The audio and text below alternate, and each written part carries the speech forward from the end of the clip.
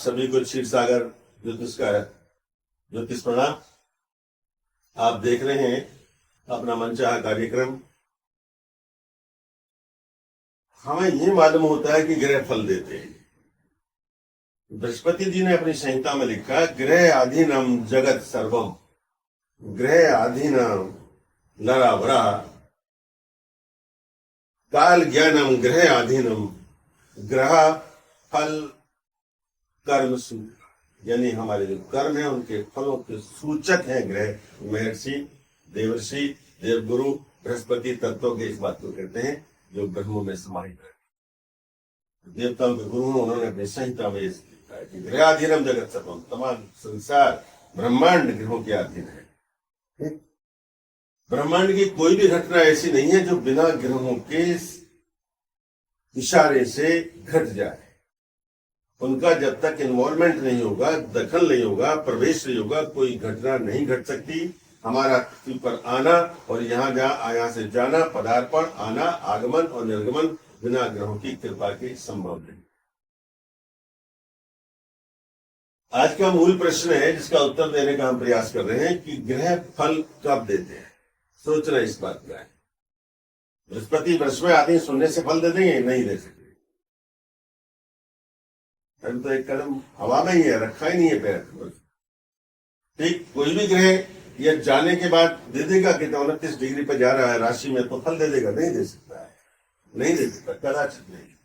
ठीक है, तो आप देखिए ग्रह फल कब देते हैं। हम यहां पर एक बात करते हैं।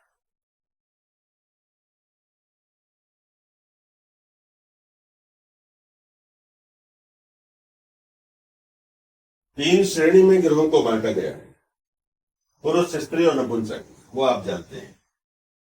सभ्य और अपसभ्य 2 कैटेगरी सदी ग्रह, यानी शुभ फल देने वाले शुभ ग्रह और अशुभ ग्रह।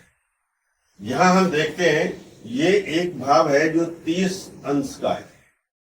कुल ब्रह्मांड, कुल सर्किल जो पूरा है, सबसे बड़ा माप वो 360 अंश का है।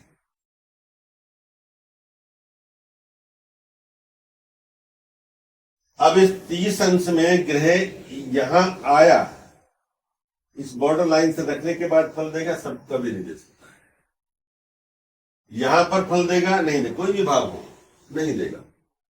तो ग्रहों की अपनी सीमाएं बांधी है परमात्मा ने। इसके हम 3 हिस्से करते हैं, अर्थात एक भाग बराबर है 10 अंश का। इसे दृष्टांत के नाम से जाना जाता है।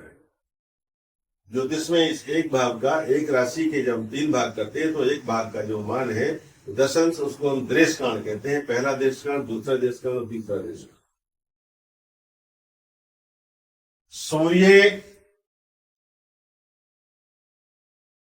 और मंगल, ये 2 ग्रह हैं जो पहले भाव में यानी पहले 10 अंश तक फल देते हैं। पहले 10 अंश में अपना फल देना शुरू करते हैं, शून्य से स्टार्ट कर देते हैं। 2 ग्रह हैं। आपने देखा कि बृहस्पति आ रही है तो अभी फल देना शुरू नहीं किया है। मैं आपको सत्यता के पास लेके जा रहा हूं, जो प्रमाण है जो जिसका उसकी बात कर रहे हैं। चंद्रमा और शनि ये दोनों अंतिम यानी कि 21 से लेके 30 अंश तक फल देते हैं। राशि के अंत में अपना फल देना शुरू करते हैं।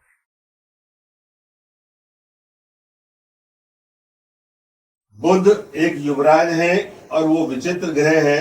इसको अथर्ववेद ने उत्पात नाम से संबोधित किया है। ये पूरी की पूरी 30 अंश यानी पूरी की पूरी राशि में अपना फल देता है। विचित्र ग्रह है। ये अस्त होता है तो मौसम का मिजाज खराब, जातक का खराब। उदय होंगे तब भी,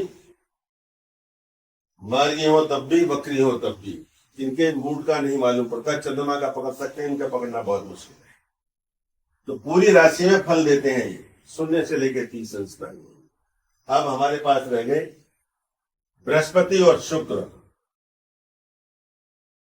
ये 11 से लेकर के 20 अंश तक फल देते हैं, यानी मध्य में, अर्थात दूसरे देशकाल में बृहस्पति और शुक्र फल देते हैं। पहले में सूर्य और मंगल देते हैं, अंतिम में चंद्रमा और शनि देते हैं और बुध पूरे में देते हैं। 7 ग्रहों की लीला है। जो प्रधान 7 ग्रह हैं उनका ये दारोमदार है, इस तरह से राशि में आकर के आपकी राशि में फल देते हैं। इसलिए चिंता मत करना कि 7.5 मकर पे शुरू हुई है या मीन पे शुरू हुई है तो अभी से खराब फल मिलना शुरू हो जाएगा। नहीं, निश्चिंत बैठे रहिए, जब तक वो 20 अंश पार करेंगे उसके बाद अपना जलवा दिखाएंगे। इससे पहले नहीं तो कोई तमाशा होगा। उससे पहले अगर कोई तमाशा होता है तो हम शनि को बेकार में आरोपित करते हैं और ग्रहों की जो दशा अंतर्दशा चल रही है, जिनका उनसे मित्रवत व्यवहार नहीं है, वो ऐसा कौतुक करते रहते हैं। शनि का कोई रोल नहीं है, न ही बृहस्पति का जब अपने उसमें आएंगे न ही बृहस्पति का कोई रोल होगा। नहीं केवल उसी समय लेंगे। ये मर्यादा है ग्रहों की, ब्रह्मा जी के द्वारा, परमात्मा के द्वारा ये लीला उनको रचने के बाद में सीमित कर दी गई है कि आप इस सीमा के अंदर रहेंगे। आज के लिए मुझे इतना ही कहना था। आप जो इसको इस चैनल को देखते रहे। श्री हरि।